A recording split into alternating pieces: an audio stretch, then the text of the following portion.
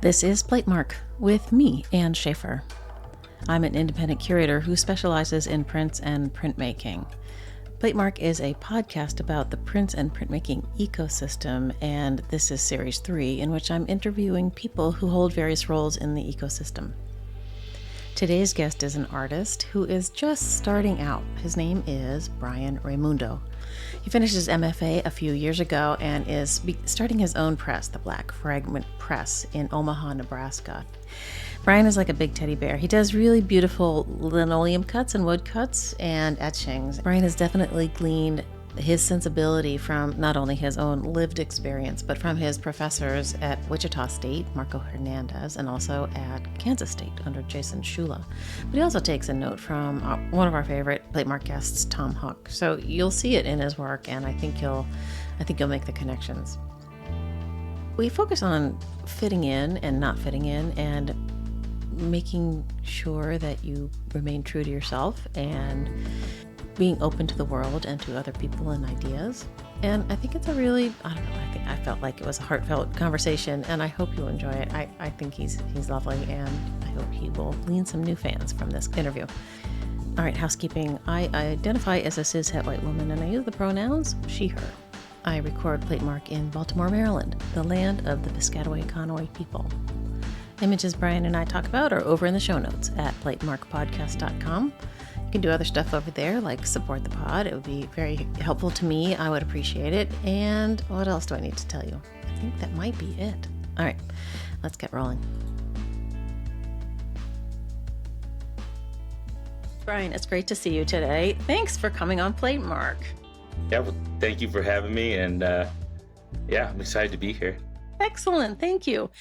Yeah. So we were together in Kansas at the Mid-America Print Council Conference a couple weeks. Well, I guess it was a week ago as we're recording this. Right. And we had not met in person. So when we snapped eyes on each other, I knew I wanted to become on the podcast. So before we go too far, can you introduce yourself for everybody? My name is Bryan Raymundo. I am the owner of the Black Fragment Press. And it's just starting up, but it feels cool to say that. How did you come up with the name? During my thesis, I talked about fragmentation a lot. And, it was just, it was like one of those key words, I guess, in my thesis that I used. And I'm also a big Black Sabbath fan. What? So I just thought like black and then fragment, put it together. It just sounds badass, So I was like, I think that has to be it. All right. That's cool. War Pigs helped out a lot during my thesis. Just get me amped up before it. Is that a song or an album? I'm afraid I'm not a Black Sabbath fan. It was a song that they have. Yeah, so just a fan. I thought it would sound cool too. Okay. Is Black Sabbath considered metal or just hard rock or acid? I don't even know what the name is now. I don't know. These days, I think everything I listen, like rock-wise, I listen to, I think is considered like dad rock. So, okay. I don't know. It just shows that getting a little bit older, I guess. Well, it happens. Are you a headbanger person? No, I honestly. It rattles my brain when I do it. Yeah, no, I honestly grew up listening to rap and hip hop. First, it was like Mexican music because I did grow up in Mexico, in Durango. And I grew up there. I was born in Wichita, Kansas. But so I grew up listening to Mexican music. Moving back to the States, I just got obsessed with like rap and hip hop because it was like listening to these love songs in Spanish. It then to like the complete opposite to just like aggressive anything. So like NWA was like, yeah. I remember them. Yeah. And then later I got into like, I don't know, like some, rock, I guess. I listen to everything. Yeah. Like Johnny Cash is like my favorite artist of all time. I like Johnny Cash as well. Although I have to say, when you're listening to one of your favorite performers sing something or play or whatever, and suddenly you notice something that's a little weird and you're like, wait, they're not as good as I thought they were. That happened to me with Johnny Cash because he did a duet with Willie Nelson, a whole album, right? Mm-hmm. And while you're listening to it, Willie Nelson will kind of set the main melody line, Mhm. and Johnny will follow him. And then Willie will bounce up to the harmony, and Johnny follows him. Yeah. He's supposed to Yeah. stay on the melody. Yeah, like I think that's why I like Johnny so much, is because he started off like with Christian music. Right. He went to like the total opposite side of that, to like this outlaw country type of thing. And it's just like, it's like the blues almost. It's not like about how good you are. It's just kind of like, I think that's why I like it. I don't think he's the best singer, but like knowing that you're not good but still going for it. Oh, that's true. We got to give him credit there, right? So you're born in Wichita. Are both of your parents from Mexico originally? Yeah, my mom is from Durango and my dad's from Jalisco. And they met in Wichita. Doing what? They went to, there's this place in Wichita called the Cotillion. I'm not sure if it's there anymore, but it's like a music venue. And there's some Mexican band or something going on. And they just met and then, got together. It was just kind of weird. It's fortuitous because now here you are. When did you move back, or when did they take you back to Mexico? So I was down there throughout basically all my childhood. My grandmother was really sick. And so that's why, we had to go back and just be there for her and everything. So, I started up school over there kind of late because, everything was going on. But yeah, actually, like my grandmother, it's going to sound weird, but because of my grandmother being sick, that's kind of what got me into making art. She was really sick, didn't know really what, but I used to draw these really not good flowers because she told me it would make her feel better. Aww. So I was like, every morning I would draw her a little flower from her big old garden. And yes, I think that was the first step I took to being called an artist, But I think that's really sweet. It's weird to think about it because I'm the only visual artist in the family. Well, and also amazing because when I was growing up, we all, everybody drew in kindergarten and stuff. That was the thing that we all did, and we all colored within the lines and, all that stuff. And it's amazing to me that such a simple and heartfelt and loving act for you really set you down this path where most kids are like, yeah, I draw sometimes, but it's not the thing that's going to drive me to my future. Right. Yeah. And that's the thing, though. That's why I think it's kind of hard to like pinpoint exactly when or what triggered to becoming, get into the arts. Because I drew, and being little kids and you just kind of draw here and there. I tried my best to avoid it. What? I did want to be an artist because. What? Yeah, because my parents came from Mexico. Everybody in my family is immigrants. They came down here and they're like, you need to go to school, you need to work really hard and get a degree that will make us a lot of money, or make you a lot of money to have a quote unquote better life, chasing the American dream. So yeah, for the longest time I never took an art class until I took one high school class. Then I got in trouble. I got into a fight. What? And I got kicked out of the class. What? I actually talked to that teacher later, and I'm pretty sure he thought I was going to be a bum or something. But I talked to him in COVID right before I started grad school, and I told him, I was like, hey, I'm going to grad school to pursue art. And he just looked at me like, what, really? Like, he didn't believe me. So it was like kind of cool to see this little glimpse of him being, I guess, proud in a way that like I found a way that I wasn't in trouble. Wait, were you in trouble in other areas of your life also? Yeah, it's just I was a constant troublemaker and a You prankster. were? You're such a big teddy bear. Yeah, I don't know. I think it was just printmaking that kind of softened me up, I guess. I was a constant trouble. I always in the principal's office or the timeout chair, I guess, looking at the corner, or outside the classroom waiting for the teacher to give me a lecture. But yeah, I was always in trouble with printmaking. It was just like, I don't know, it's something. When I found printmaking, it just flipped the switch. This is fascinating. So, so there's something about printmaking that helps you focus and remain focused. Are you ADD? Well, I guess I'm everything. Maybe. Everything. Yeah, I don't know. So I got my undergrad in Wichita State, and I started late in like this college career in academics. And so I started late. I think I was like 24, 25. What? And like, yeah, so I... Wait a minute, wait. Hold on. You've just finished grad school a year ago. How old are you? I turned 30 in this past December, so maybe it's a little bit... I take it back. I'm not good with numbers. That's okay. That's why you're an artist. Yeah, you just see me trying to cut paper. It's horrible. But yeah, I graduated in 2019, right before COVID hit. But yeah, I studied in Wichita State under Marco Hernandez.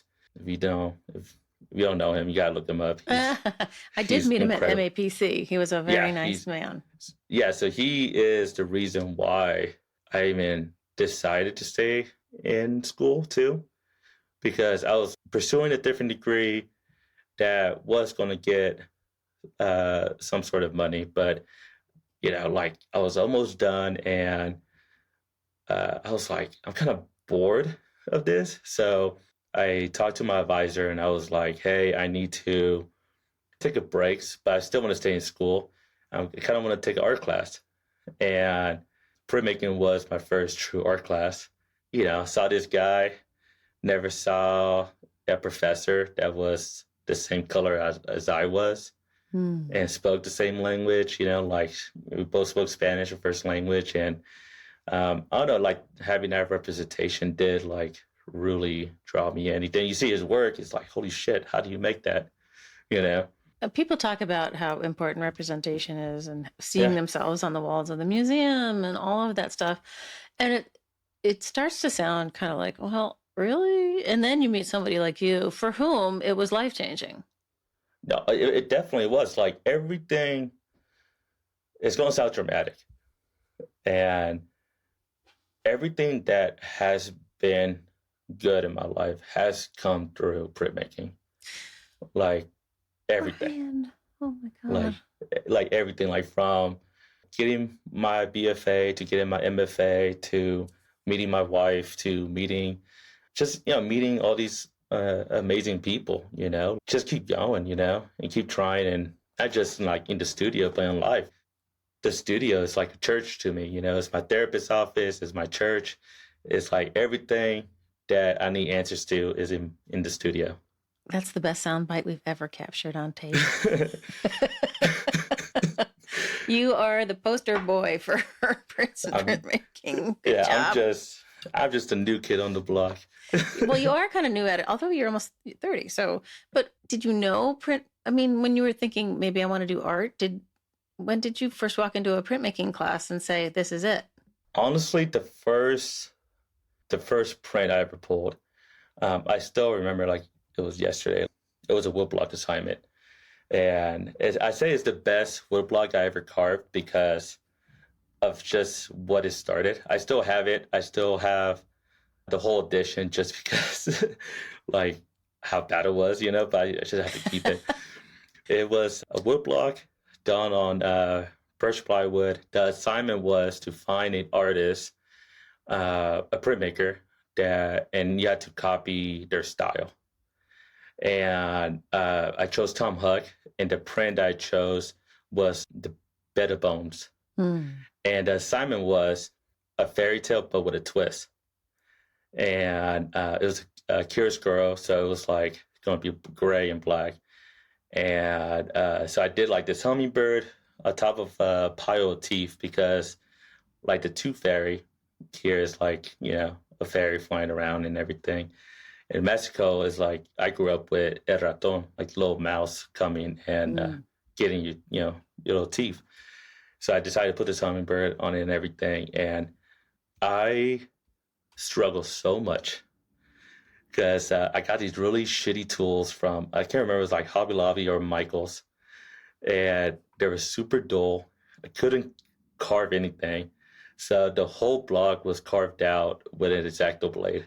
So What? I just spent, yeah, so I spent the whole, like, I don't know how long the assignment was, but like the side of my index finger, I still can't feel because of how much pressure I was putting on it.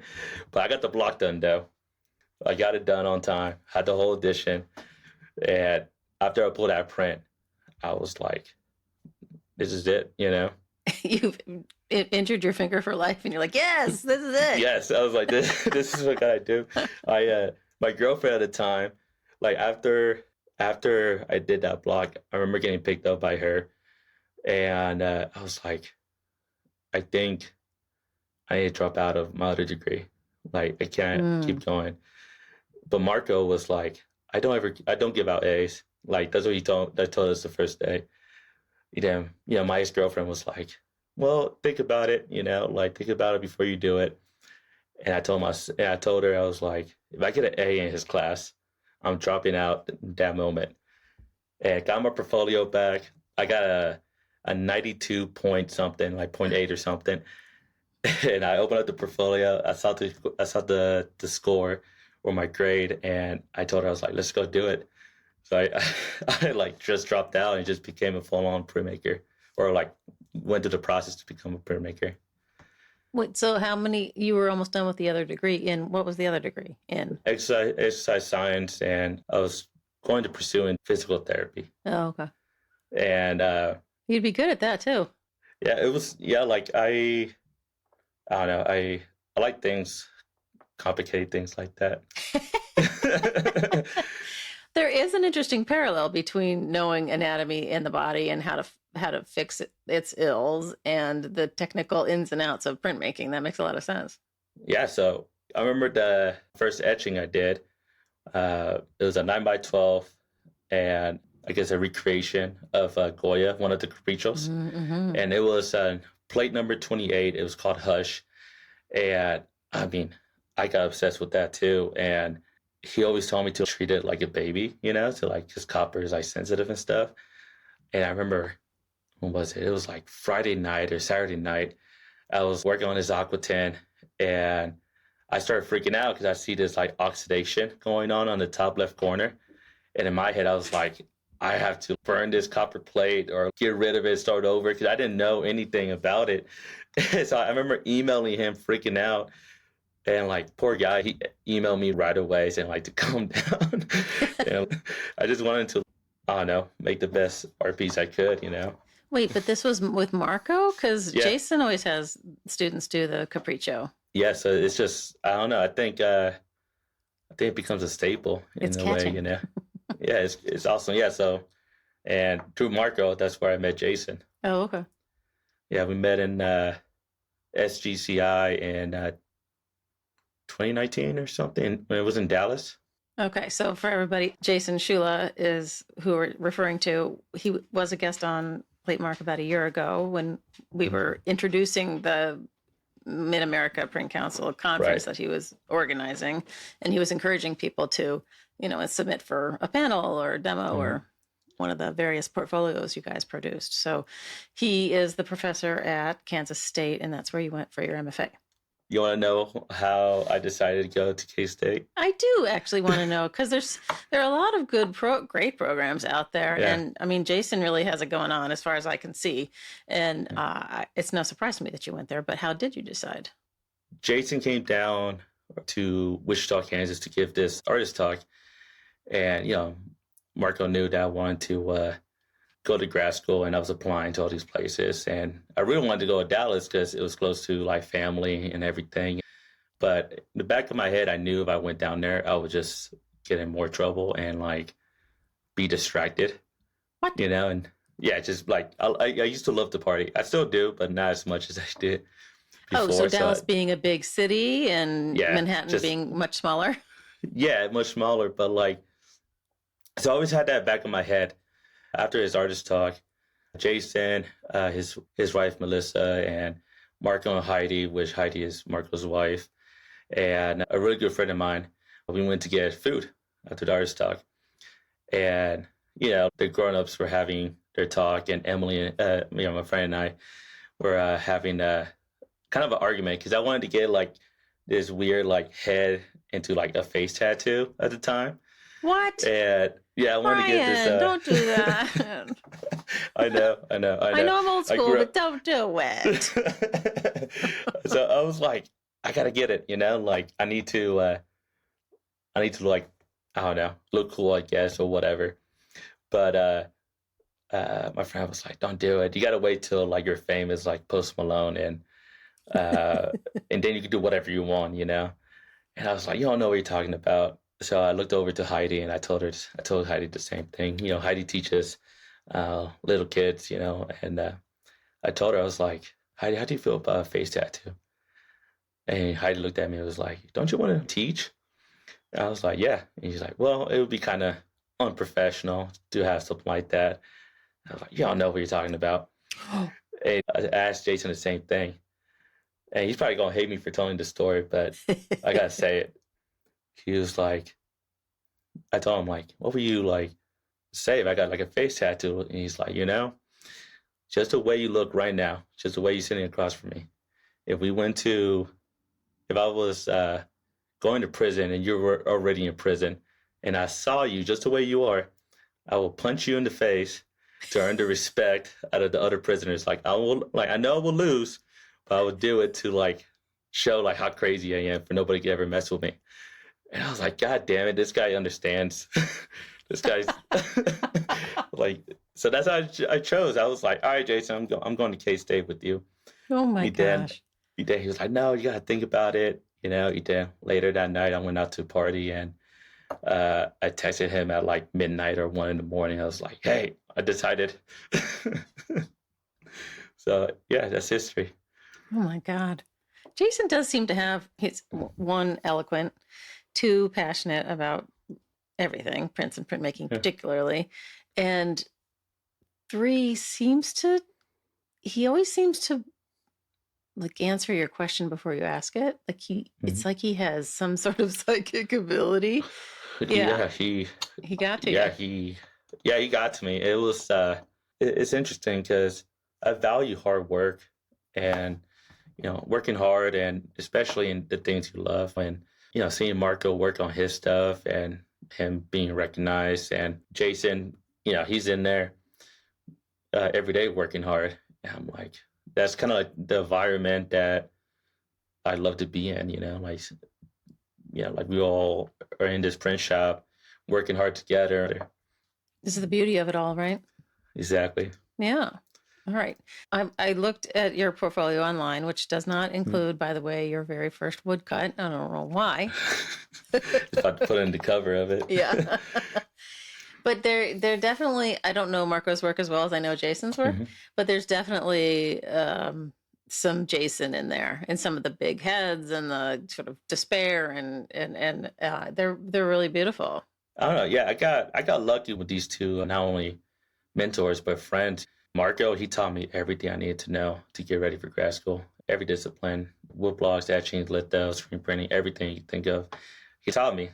So by the time I got to grad school, it was time to break the rules almost, so I was like just going crazy and experimenting. I think that's one thing that Jason does really well with all his students, is giving yourself permission to like just be yourself. Because of his NEA project with electrolytic etching, when we were there last week and he was introducing the demonstration that was about to happen, he kept saying, well, we hope that, so-and-so and so-and-so will figure out this other thing. Like he gets the whole, we're all in this, and he can't experiment with every last bit of it, but that everybody will experiment, and the whole thing will get developed in a much more collaborative way, which I felt was very, some artists, some professors can be pretty egomaniacal, and curators too. And he just seems to embody the best parts of being an artist, a printmaker, a collaborative professor, like he's sure. kind of like this golden example in my head of how you do it. When I first started off, I was just, I was a little bit older than everybody else in the classroom, but I was still a baby in the game, and I remember having some, nasty things from other professors, like saying that I will never make it in What? grad school.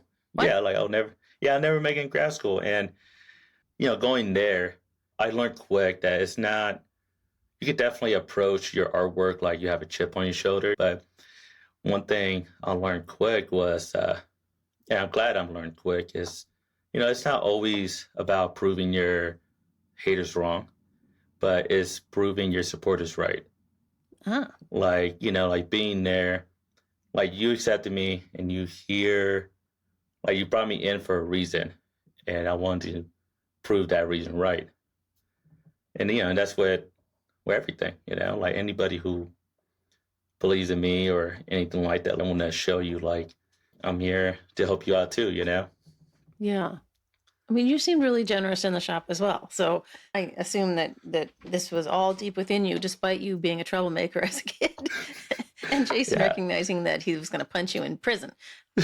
I don't know. They're kind of at odds with each other for me. I think it was, I don't know, I think he just knew. He must have. Yeah, but it's a mark of a great teacher.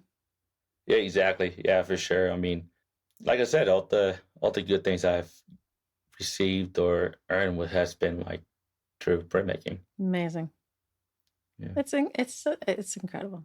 So what are you doing this year? You're teaching at Wichita? No, I'm in the University of Nebraska in Omaha. Oh, I'm right. Teaching. I'm teaching adjunct in drawing. Oh, okay. I don't know, those kids have been inspiring me to draw a little bit more. I'm not a big fan of drawing. What? But, yeah, like I think that's another reason why I like not teaching drawing. I love teaching drawing, but I'm talking about my own practice. I think that's why I like printmaking so much too, because it's like drawing but with 50 extra steps. Right. Yeah, so like I'm drawing with a little etching needle, or I'm using my carving tools to yank out some wood, But so True would say that drawing is the spine of the art school. For sure, it is. Right. And at the school he's at, the Maryland Institute, that fewer and fewer of the clicky majors are having to do drawing. It used to be that every student who came through had to do drawing 1 and 2. And now that's not true. If you're a pointy clicky, game designer or something, you don't have to do drawing. And it drives him batty. No, I definitely agree with them. If you're an artist, you definitely should know how to draw. What gets me excited about drawing is that printmaking element of it, after you run to the press, being surprised. Mm-hmm. With drawing, you kind of almost see it sometimes. Right. Like coming to life versus like a print. There's like a little bit of that unknown coming through. Right. The magic of the reveal. Exactly. That's what got me. Yeah. We talk a lot about how the only parallel really in art that has the same sense of miraculous reveal is ceramics, right? Which you do. Yeah, I do a little bit of ceramics. My wife, she's a ceramicist. And so like, I don't know, I gotta go play in the mud every once in a while, and make something. And her name's Mackenzie. Yeah, Mackenzie. Yeah. And we love what we do so much that our wedding is on our CV. And it's called The Wedding, and it's co-organized with her. And so we got married in her dad's studio, and we set up a little gallery. And we just had our artwork up and some chairs. And our friend Shay, she got ordained to get us married. Oh my! So we got married at a one-day only art show. Oh my God! Is Mackenzie's father an artist also? Also an artist, yeah. Oh wow! But do you think? I mean, you're both on a year contract, adjunct contract. Are you looking to move? Not necessarily move, but to find another. I mean, finding a university that has a job for both of you is going to be really tricky. Yeah, and she's doing this 1-year position here at UNO, and they're going to open up a line for it. So hopefully, okay, good. it just becomes a full-time thing. Right. Because, what I really want to do is open up my studio and, continue having artists just, come hang out and, do workshops and do all that stuff and, continue the good word and spread printmaking. So you want to do the big collaborative workshop thing? Honestly, I just want to do everything. You want to do it all? I want to do it all.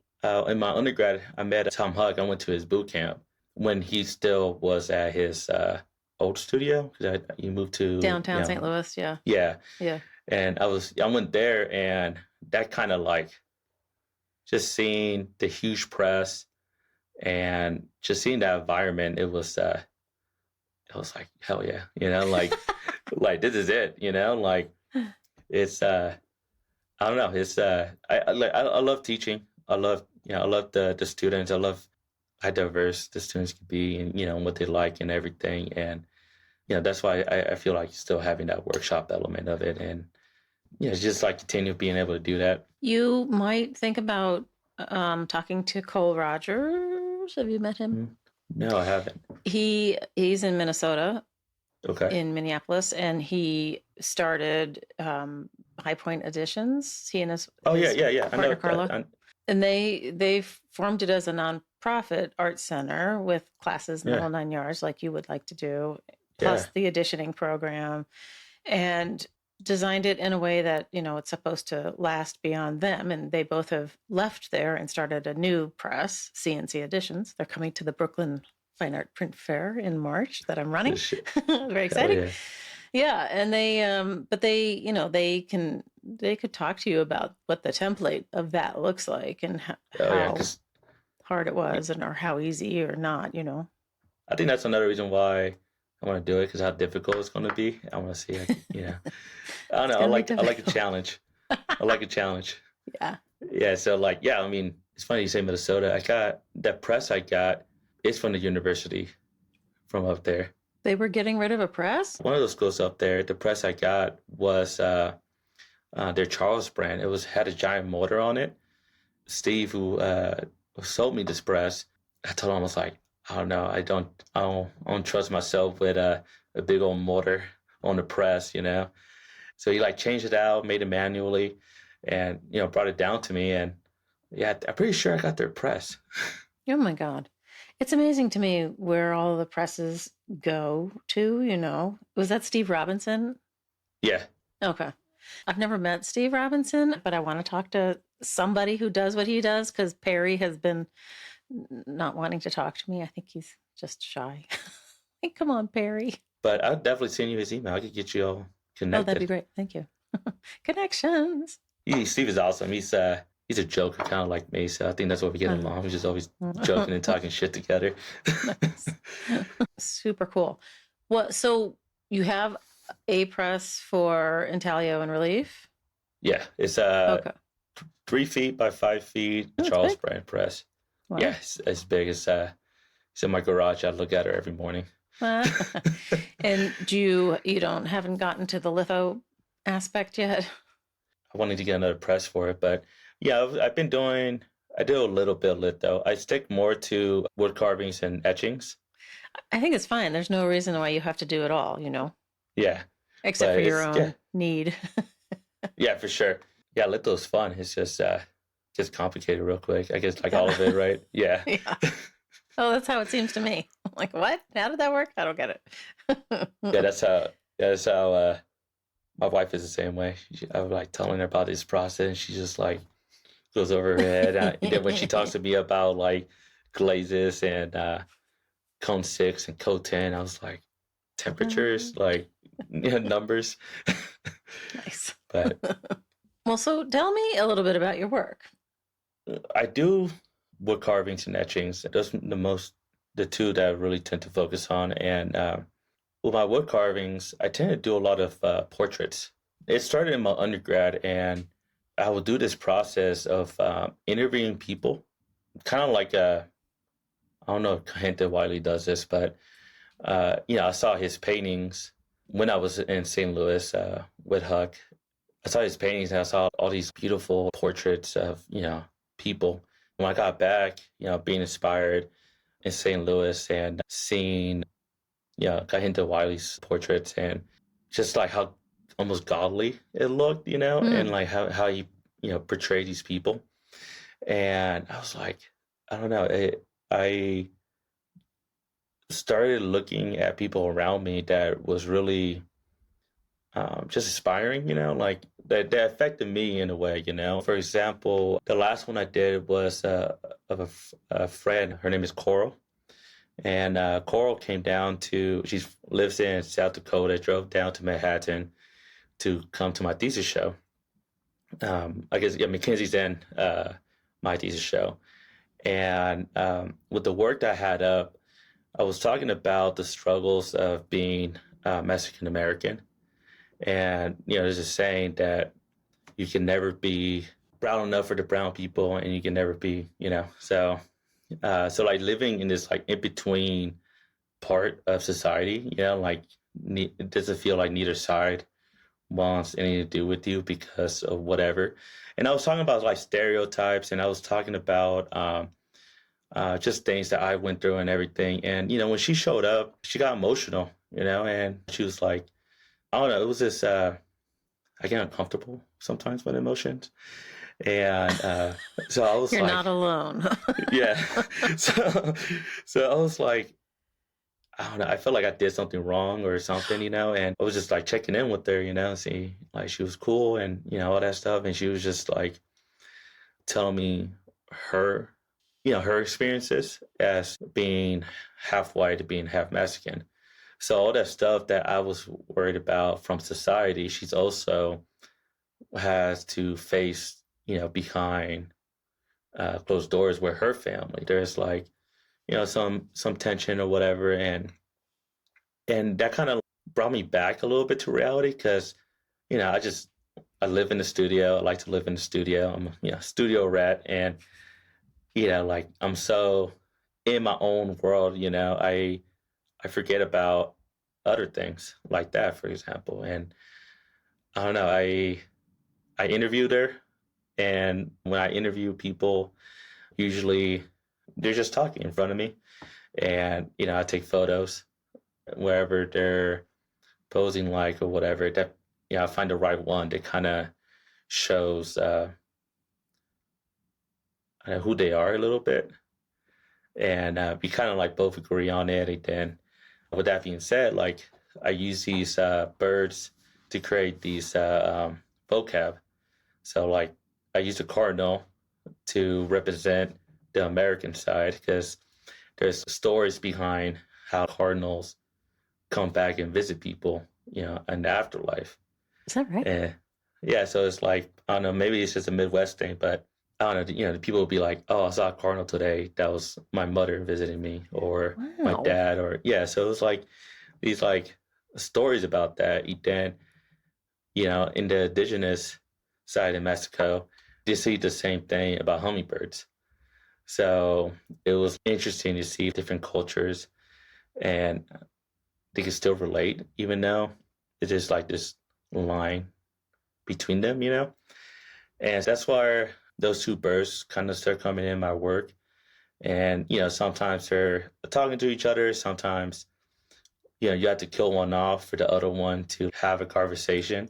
Ooh. And so it's like this, I don't know, creating my own vocab, because I'm not very good at expressing what I'm going through. In Mexico, the word is called machismo. Right. And so it's like you have to be like this tough guy, no emotion, all this other stuff. And so, people were more valuable. You just, stay quiet and do your work type of thing. And with these birds, it was kind of give me the freedom to express some deeper thing, And are we talking about the portrait of the girl with the flowers and the two birds hanging, birds calling? Okay. Yeah. Both birds are dead. Right. Okay. A. And B, you've got a giant X through her. Yeah. Well, there's more layers than you're like. Yeah, there's. So that's where. So you're right. There's a lot of layers, I guess. One thing I got a lot from her story was kind of sometimes you just gotta kill off everything and become your own person. and let it go of what other people might think of you, and not really giving a shit about what people say, like politics or stuff that's going on home. And, there's always this mark on you, even when you don't, even if you do decide to kill it off, there's still going to be people going to be looking at you a certain way. In the middle of the block is a nest, and it's kind of like a little, the baby bird left home, It's heartbreaking and hopeful at the same time.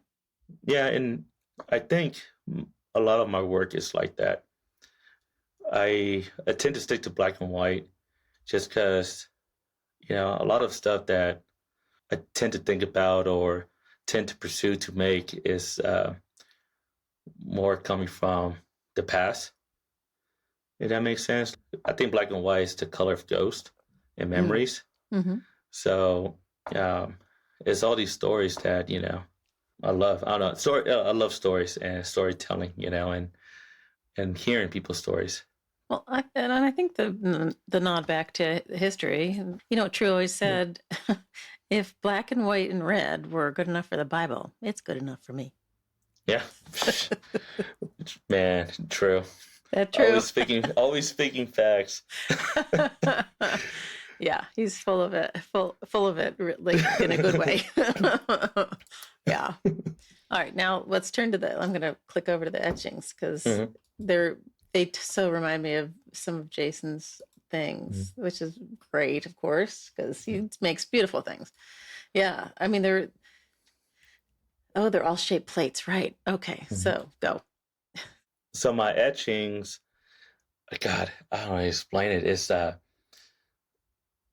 think it's a good way to show. I like to torture myself sometimes because I love stippling, I love cross hatching, and I love all the little details that goes into it, especially like in etching that allows you to go that detail, most of those prints, like the bigger ones on there, because I forgot what size they were, but they're pretty big.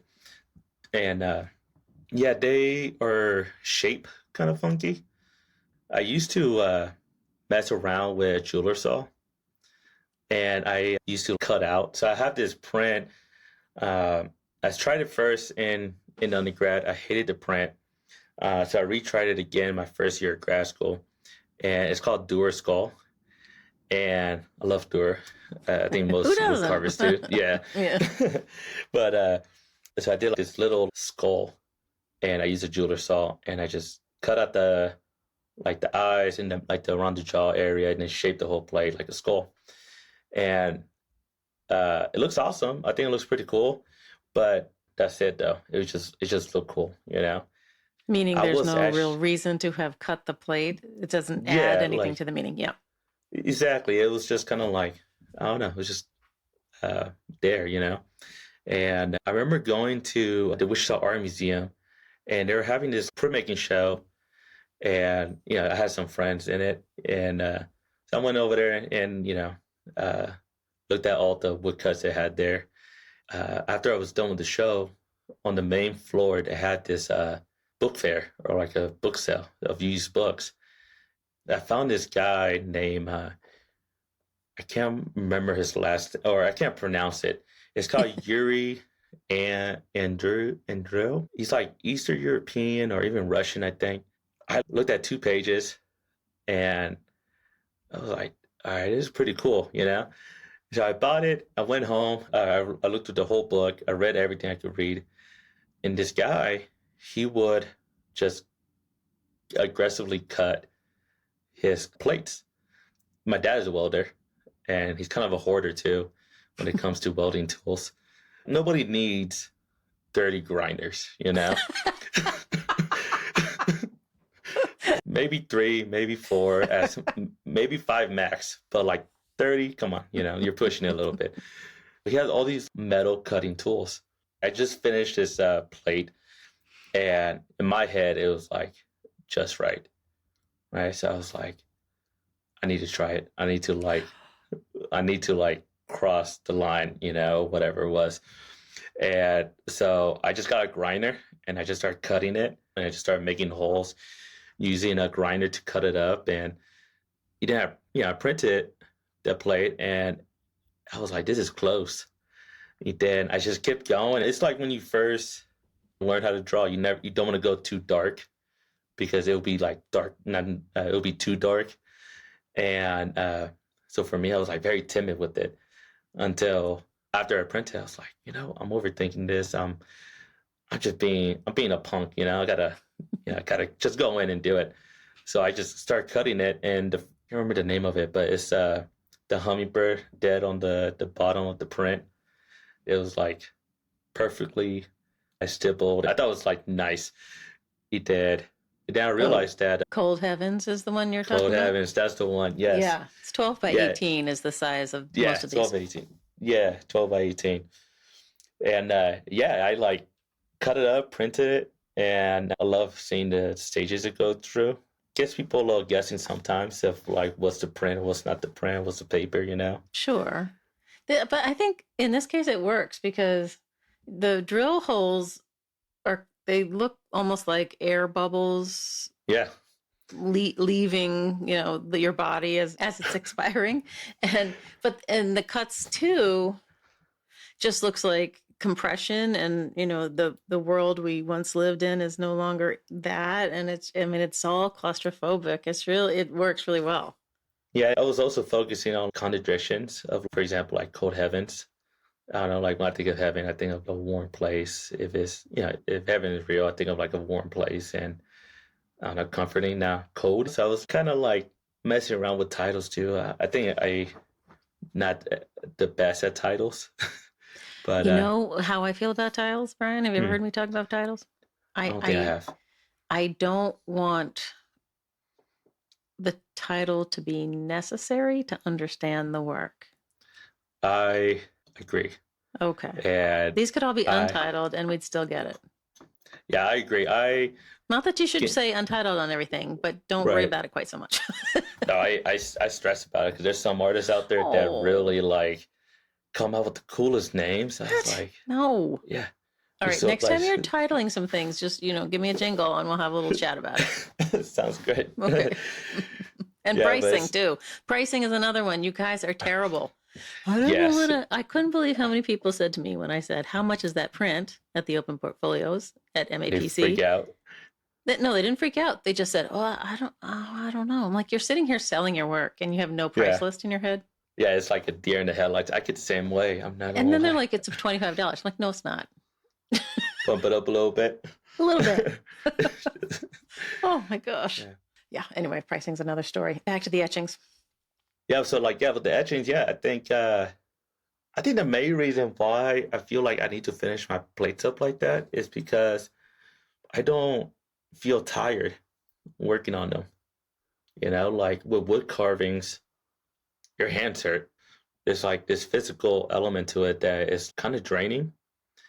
And with etchings, I mean, like I can stip all day and my eyes hurt, but that's about it, And I feel like this almost like guilt because, I do think about my family who's like are immigrants. They're working hard as hell too, and I need to put some sweat into it, Wait, you're saying, or what you're saying is that if you don't work hard enough and hurt enough at the end of something that you've somehow gotten off easy?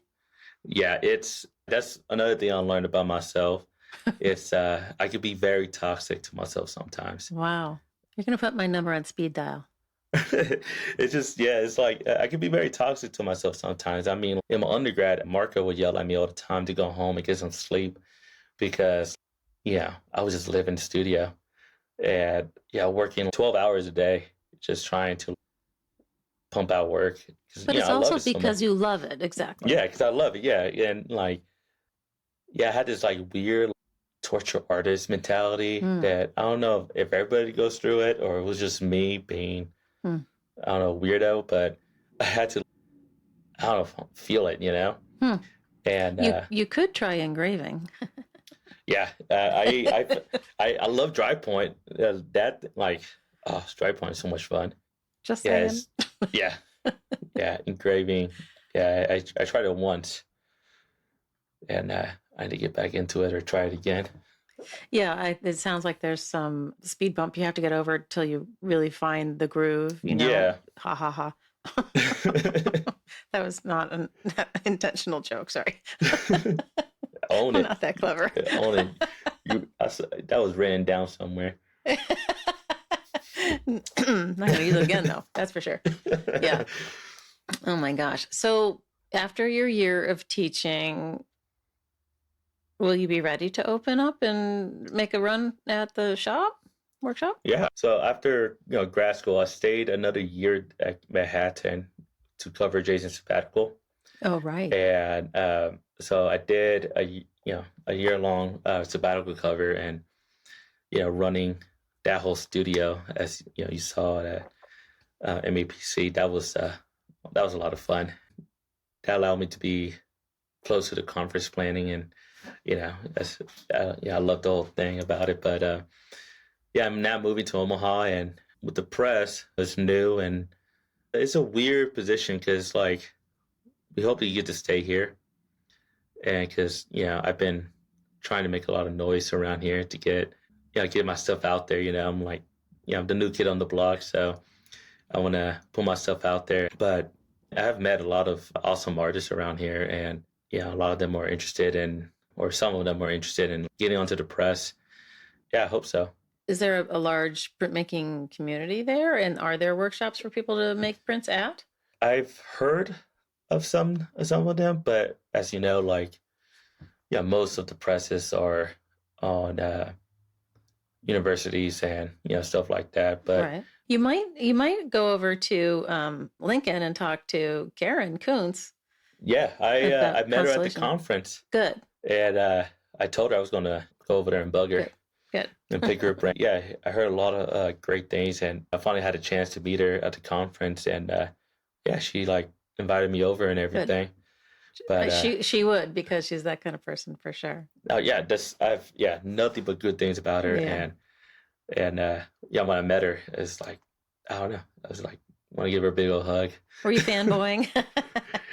Yeah, it was I was fangirling the whole time, to be honest. So was I. The whole time in the conference, yeah, finally get a chance to meet you, meet True, and then Miranda.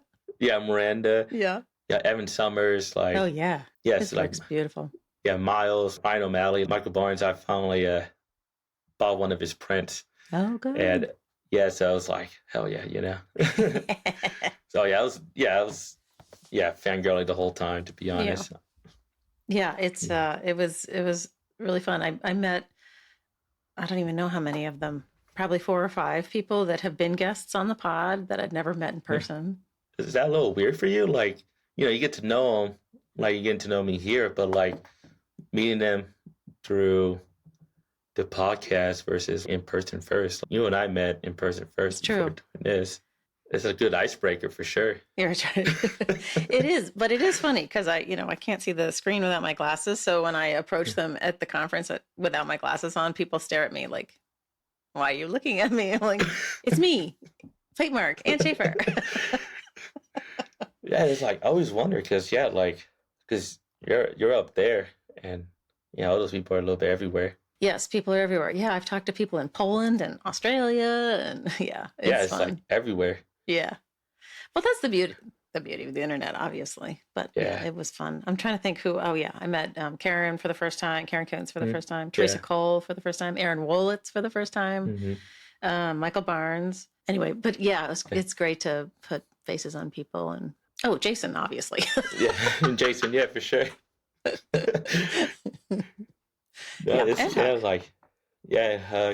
only got to speak to him for a little bit.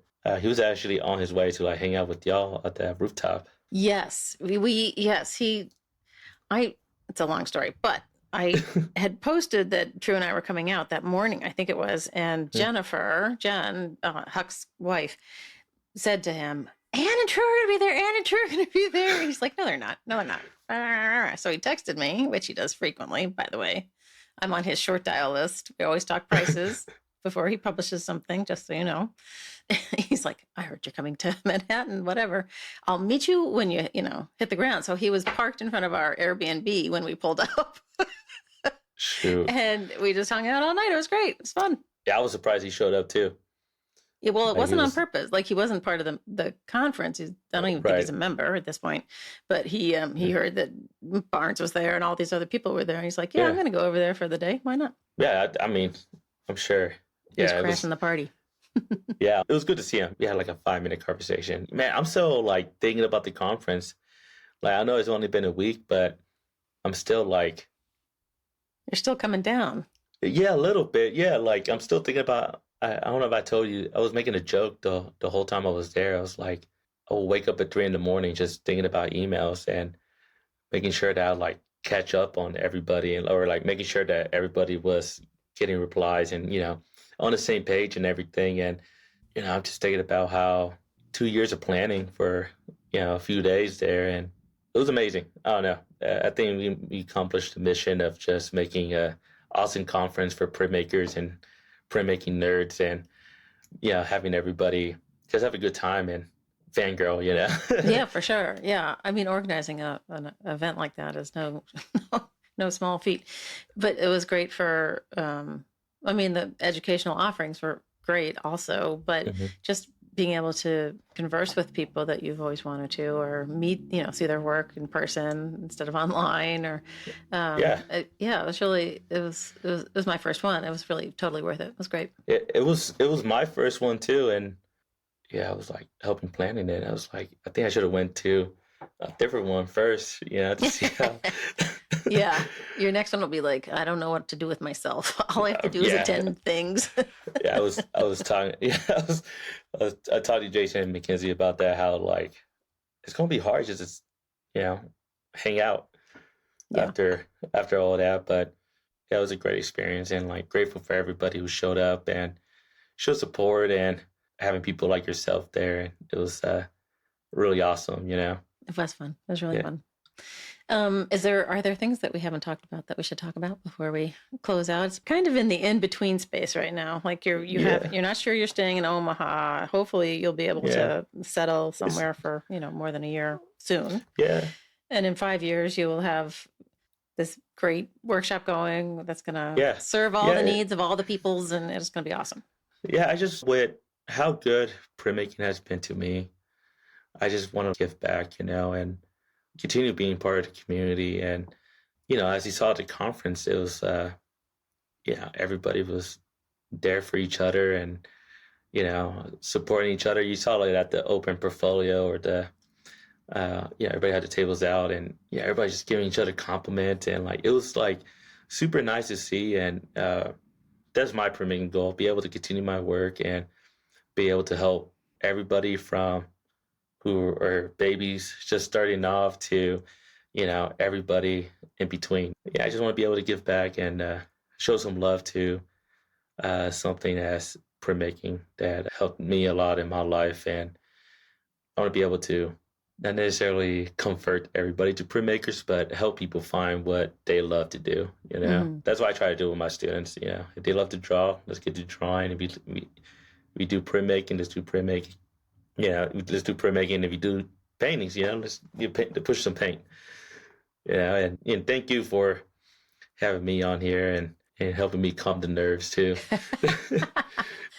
I think the mission of the podcast is to Yeah, give a platform to people to share their stories and to introduce you to a listening audience that, maybe someone out there is like, oh, I got to go work with him. I love his prints, blah, blah, blah, or whatever, So hopefully connections will happen. Yeah. yeah. If you're in the Omaha area or anything like that, if you want to get dirty with some ink, just hit me up. We could do some cool stuff. And Yeah. yeah, it's like I said, thank you for all this. And so you started in 2020, right? Or 21? No, it took till 21 for me to get all my ducks in a row because I wasn't really sure how to start. So somebody kind of walked me through all the steps because I had no idea about the technology and how many different pieces it takes. And Yeah, I'm sure it's a lot. Like, it is a lot. I'm sure it's a lot. Yeah. Like, Yeah, yeah. it's been good. I left my beloved job at the museum in 2017, not under my Okay. own. We had a new director and he cleaned house after I stopped crying, which was about 3 years in.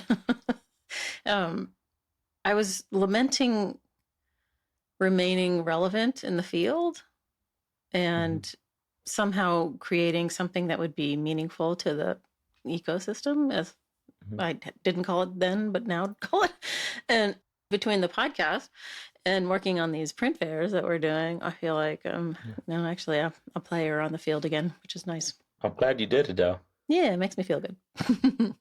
The interesting part is that as a museum person, it would never occur to me or any of my fellow curators to attend an MAPC or SGCI because it's full of the academic, maker people and the student people and sort of this other realm of people than where we were operating.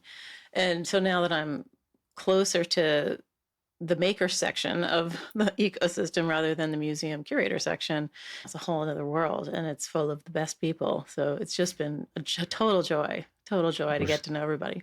Yeah, I'm sure it's a big old spectrum of people, huh? Yes, it is. It is, but everybody has, you're probably the baddest ass of the people I've talked to so far. Like, nobody's told me about getting a face tattoo yet or going to prison. Yeah, it was... you have such a pretty face. Why would you mar it with a tattoo? I don't know. It was just a spontaneous thing that I'm glad it didn't happen. Maybe it will happen later in the future. But... No. Give me Mackenzie's number. I'll get her to talk you out of it. Yeah, like it was... I don't know.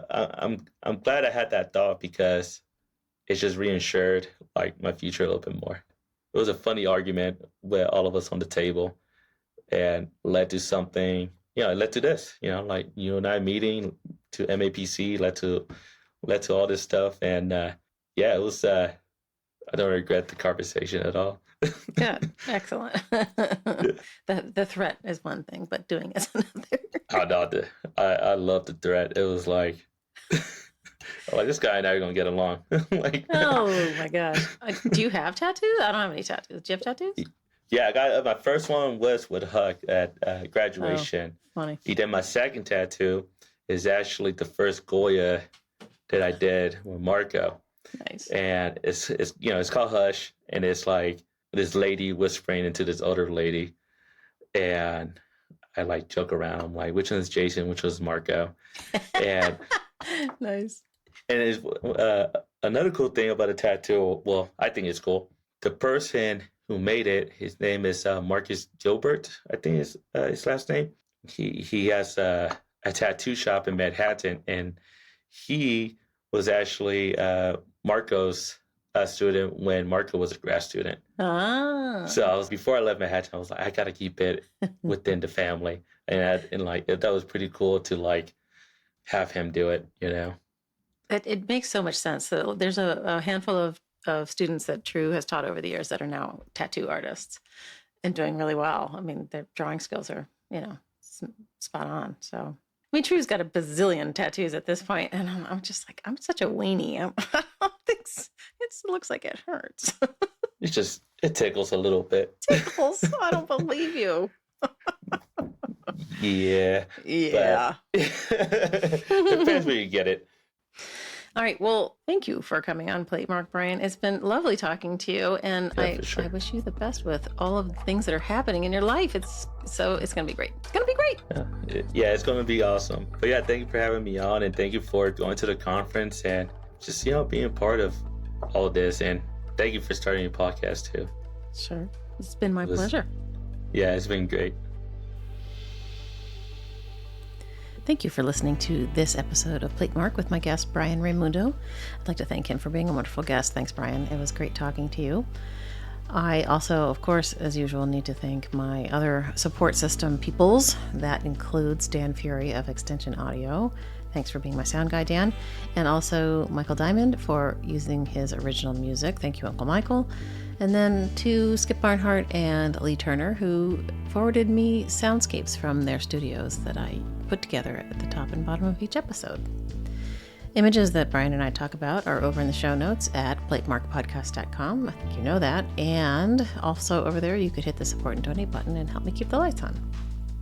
I think that's it. I think that's it. Is that it? I think that's it. We'll see you next time.